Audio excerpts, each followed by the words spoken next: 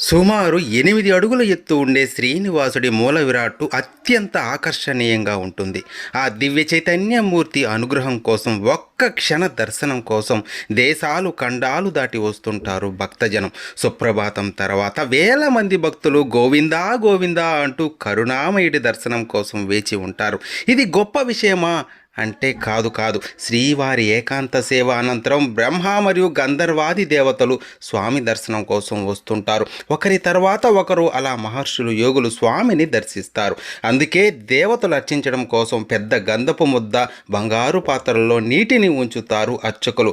బంగారు వాకిలిలో వారు నడిచిన ఆ దారిలో మనం కూడా నడవడం మన అదృష్టం. దేవతలే స్వామి కోసం దివి నుండి భూమికి దిగి వస్తుంటే మనం ఏమాత్రం చెప్పండి. కానీ శ్రీనివాసుడు మనందరి కోసమే వైకుంఠాన్ని వదిలి భక్తుడే నాకు ప్రియమని ఇక్కడ కొలువైనాడు. అందుకే ఆయన కలియుగ ప్రత్యక్ష దైవమైనాడు.